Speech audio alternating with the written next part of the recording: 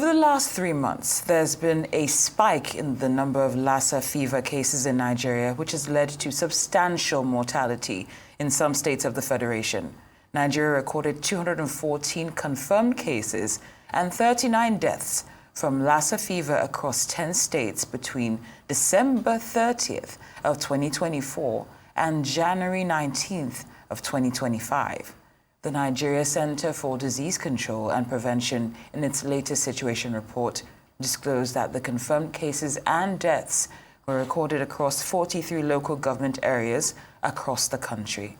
The center said it reported 843 suspected cases within the same period. In total, for 2025, 10 states have recorded at least one confirmed case across 43 LGAs.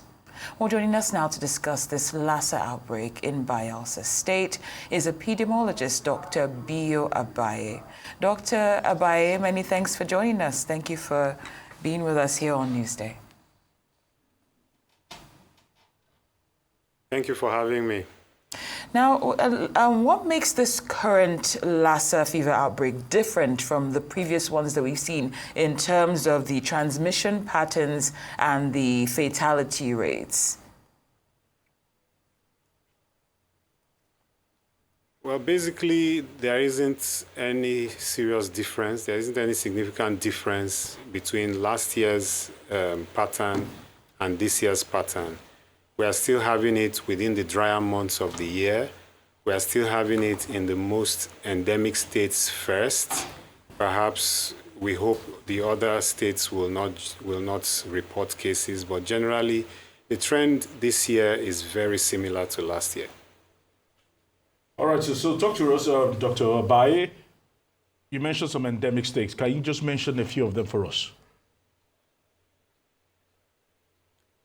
Yes, so the endemic states have been Ondo, Edo, Bauchi, Taraba, Plateau, Ebonyi, and Nasarawa, Gombe, and a bit of Kogi and Delta states. These have been the endemic states for quite a while, for probably 10 years or thereabout. Yes. Oh, Dr. Abaye, we do understand. And even the LGAs that are reporting, No, go on, even please. the 43 LGAs you are mentioning, about 30 have been endemic. Yes. Okay, thank you for outlining that. Now, we also know that there are reports of cases in urban areas. And we're just wondering how this is changing your containment strategy, if it is. Yes, reports in urban areas is not peculiar to this year because, as we know, the rodents that harbor the virus, that are the reservoirs for this virus, are in rural and urban areas. And we know that in Nigeria, we have a lot of poorly controlled urbanization, poor waste management in many urban areas. So the rodents, especially the rats, especially the common house rats, are also very comfortable in many urban areas. So the risk of carrying this virus will always be there, irrespective of being rural or urban. All right, let's talk about how far are we from the vaccine. We know that massive testing were done in the West African region in 2024. Talk to us about vaccine for this Lassa fever. Well, there have been a lot of discussions and ongoing research concerning getting a vaccine for Lassa, for the Lassa virus infections. And that is being taken very seriously. Recently, if you have been following the news, there has been a lot of discussions with the Nigeria Center for Disease Control and relevant research institutions in the country, with some foreign partners as well. And the DG NCDC had even had an extensive interview earlier this year, or was it late December? I think it was earlier this month, where he emphasized that the decision to pursue a Lassa vaccine is irreversible, and they are working towards that. All right, doctor, but I'm just wondering, why are we still seeing recurring outbreaks in spite of years of public health campaigns? Why are we getting it wrong? Basically, what we may be getting, first of all, let's talk about what we're getting right. Okay. One thing we have got right is to build diagnostic capacity in country.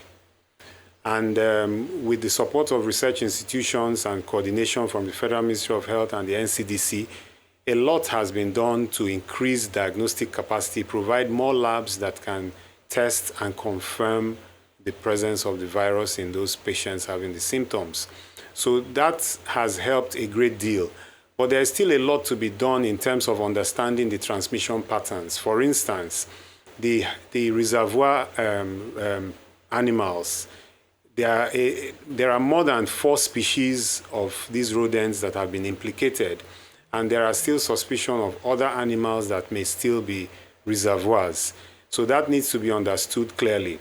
The environmental factors also, especially relating to providing habitat for these reservoir animals, providing human contacts with these environments and these rodents, all these factors are still very present in our Nigerian society, in many of our communities and even the urban areas. So there has to be a more concerted effort at what we call One Health. One Health approach talks about a collaborative effort between the human health experts, the environmental health experts, and the animal health experts critically must come together and do things in a concerted manner to increase the understanding of the virus and its transmission patterns, as well as how to prevent it and treat it. So I think 2 things essentially we're getting not so right. I wouldn't say wrong, because there has been a lot of improvement in that regard in the last 7 or 8 years. So what we are not yet getting so right is the One Health approach to diseases like Lassa fever. There's still a lot of room for improvement. And also the environmental control, limiting human contacts with the reservoir. Those are 2 areas I would like to emphasize for now, among others. All right. I picked up on something you said about transmission, but permit me to actually find out from you. Talk to us, people listening to us right now. What are the signs, what are the early signs you would see that probably points to the fact that you've contracted Lassa fever and the virus?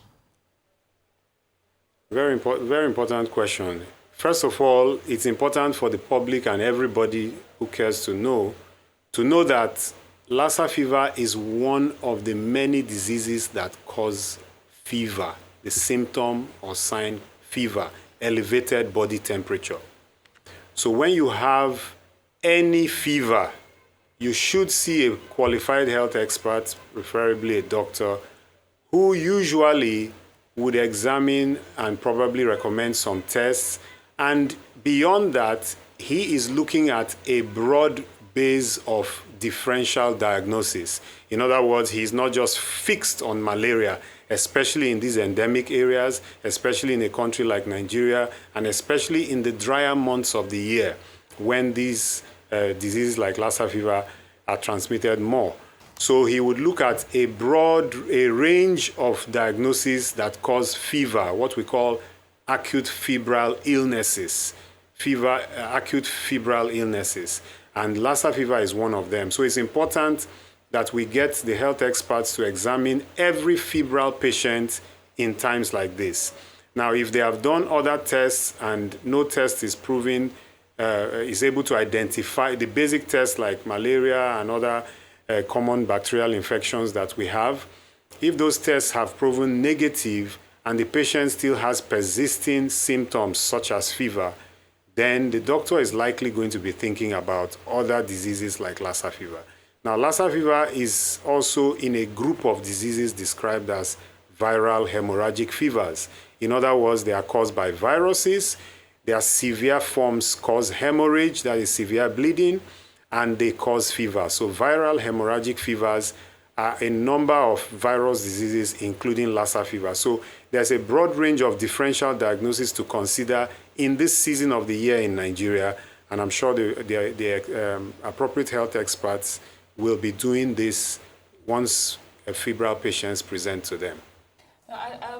Doctor, going based on what you said about the febrile illnesses, we do know that there's similarities when it comes to symptoms between the Lassa fever and febrile illnesses. So I'm just wondering what challenges you think healthcare workers might be facing when it comes to distinguishing the two, especially in the early stages. Are all healthcare centers or facilities that deal with this equipped to make the distinction? Yes, not all health facilities are equipped to distinguish. So that is why enlightenment must first begin with the healthcare workers. And that is why every state, even states that are not yet reporting cases like Bayelsa State, are on alert or should be on alert for suspected cases who are having fever that is not responding to other common treatments. So these states have this high index of suspicion. That's the terminology we use. We should have a high index of suspicion in Nigeria in the drier months, and when a patient who has fever or any severe debilitating features is not responding and we think it's an infectious cause, we should broaden our differentials and look at testing for other diseases like Lassa fever. And of course, that will involve sometimes collecting an appropriate sample, which is usually basically a blood sample, collecting that sample and sending to the reference lab, in any of the reference labs in the country. There is a system in every state already in place. The hospitals are aware of these systems. The local government's disease surveillance notification officers are aware of these systems, and they will always activate it whenever they are called upon to collect such samples and send to the reference labs. Now, these reference labs are in a network coordinated by the Nigeria Center for Disease Control. So there are quite a number of them now. There are at least 4 that I know of in Irua Specialist Hospital, Edo State, in Lagos, in the Lagos University Teaching Hospital. Of course, the major reference lab in Abuja, managed by the NCDC directly. And we have at Abaye also, and so on. There are quite a few others coming up also. So these labs receive samples from neighboring states, and they enable the diagnosis to be made. Meanwhile, there are other measures taken while the results are being awaited. All right, Dr. Abaye, permit me to ask 2 questions quickly. Number 1 is the fact that is there anything we can do to prevent contracting Lassa fever? And secondly, there are talks about, what's the word right now? Non-rodent hosts, such as dogs, birds, lizards, cattle, goats, carrying the virus. Talk to us about this. Yes, I earlier hinted that there are ongoing research to really prove additional animal reservoirs. That is why in the science world, especially in the health system, we always remind ourselves that diseases like Lassa fever are in a class called zoonotic diseases. In other words, they can cross animal to human barriers. They can cross from animals to humans. And controlling such a disease will require a lot of animal research. And that is why the One Health approach is indispensable in understanding the transmission of Lassa fever and how to control it in an endemic country like ours. So yes, you are right, research is going on, and we will get to know more as the time goes on. Some bats have already been, the virus has already been isolated in bats and in some other animals. So it's important we know this. So generally speaking, our level of contact with animals should be controlled or even avoided as much as possible. And for those who have to do hunting and handling animals, they have to do it with all the precautions, antiseptic precautions, aseptic precautions to avoid getting infected, such as appropriate use of gloves, use of disinfectants, and so on and so forth, and all the process of protecting yourself from direct contact with the fluids or blood of those animals. It's not so much of those that eat the animals that get infected, it's those that actually are involved in the processing, hunting and processing these animals. Well, so it's important we know this, and as more research comes out, we'll get to know. Dr. Abaye, it's been a very enlightening conversation. We'd like to thank you for your time and insight here on Newsday. Thank you for joining us.